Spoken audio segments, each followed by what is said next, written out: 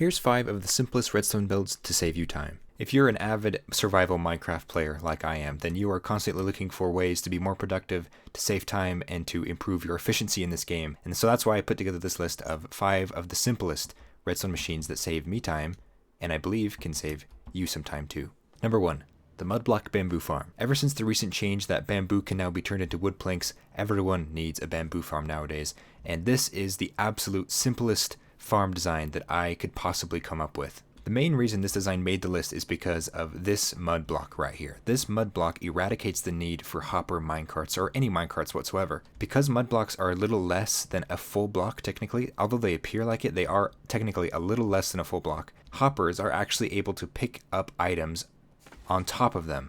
As you can see, those bamboos landed right here, and the hopper was able to pick it through the block and put it in the chest here. Another couple of things to note about this design is we're using a note block instead of a redstone dust here to make sure that when we stack it and there are a bunch of slices next to each other, that they don't interfere with each other. The adjacent piston heads can actually interfere with the growing speed of the bamboo, so you don't want to fire the piston unless the bamboo is ready to be chopped down. And I put the jack-o'-lantern here to provide the bamboo with enough light to always be able to grow to the observer. Bamboo actually needs a light level of 9 or higher to grow, so if you don't have this jack-o'-lantern here, the farm may not be as efficient as possible. And another big time saver about this design is if you waterlog some leaves, in this case I'm using mangrove roots, this can also double as a sugarcane farm. Although wood is a super valuable resource in Minecraft, there's actually one other ingredient that is in more crafting recipes than wood, and that is iron. That's why number 2 is the no zombie iron farm. Ever since I've learned how to build this iron farm, I think I've built it in every single Minecraft world I've had since then. It's so simple and so easy to build, and it just runs in the background, so you don't ever have to worry about it, and because it's running in the background, it yields a ton of iron. All that's going on here is there's 5 villagers in there with 5 available beds. Oh, there's another one. All of the villagers have to be able to sleep during the night in order to spawn a iron golem. So that's why the beds are in there, and that's why this bed has to be facing inside the building here. If it's facing this way, the villager won't be able to sleep in it, and there's another one, and therefore won't be able to spawn any golems.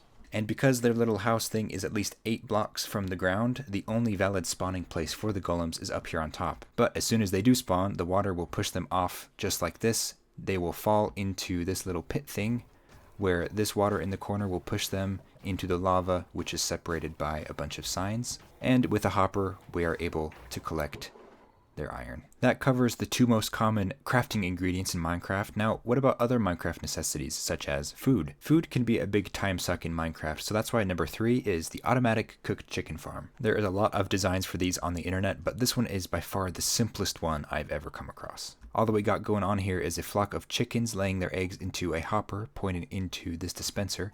Because of this redstone behind the scenes, all of the eggs are automatically spit out onto this block. Some of those eggs will become baby chicks. When the baby chicks grow up, their hitbox will actually touch the lava inside of this cauldron. They will catch fire and burn above this hopper, which travels underneath the cauldron into this chest, where we will collect all of the cooked chicken. And by the way, the reason why that works is because of this fence right in the middle. Minecraft's next biggest time suck has to be smelting. Did you know it takes 10 seconds for one item to smelt in Minecraft?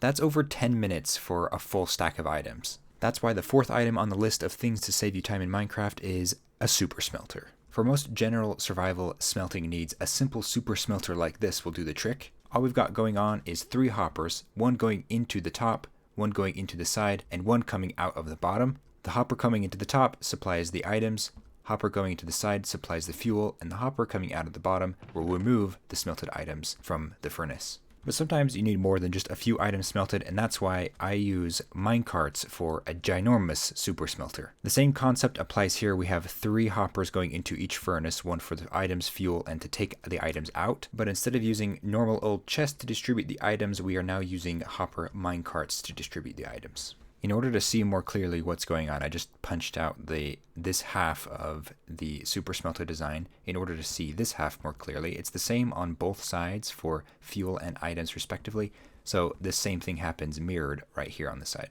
But basically what's happening is as soon as you put items in this barrel, this hopper minecart will start to pick them up very quickly. And because the hopper minecart is situated on a detector rail, we can actually use a comparator to measure the contents of the hopper minecart. As soon as the comparator detects any sort of items inside the hopper minecart, it will send the signal through this block, through these 3 repeaters, which go up into this redstone dust and then over, and that opens up this trapdoor, sending the minecart over the furnaces. So as a quick demonstration, we can put a stack of stone in here. As you can see, the stone is being picked up super quickly by the minecart, and before I could even explain what was happening, the comparator read that, sent the signal through the repeaters, and opened the trapdoor, allowing the minecart to go on its merry way. If you've made it as far into your survival world to be able to afford to build one of these, you're probably pretty far along. You probably might even have mending, which brings us to our next farm, the Armadillo Silverfish XP farm. Usually XP farms are built in the end, using Endermen as the source of XP. But sometimes it's not worth the time or effort to go all the way to the end just for a little bit of XP, so that's why I love this simple XP farm. If you didn't already know, the potion of infestation will cause silverfish to spawn whenever the person or entity with its effect takes damage. And because silverfish drop XP when killed, we can use a bunch of armadillos, which are hiding in their shells because of a zombie nearby.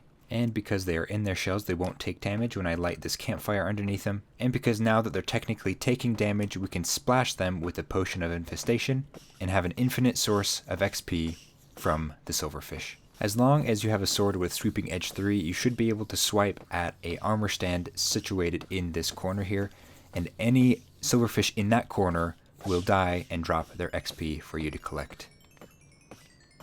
And to make that whole process just a little bit easier, I attached a button right here which is hooked up to a dispenser, which will automatically shoot out that potion of infestation and start spawning the silverfish. And you can also use a splash water bottle to put out the campfire, which saves just a little bit of time.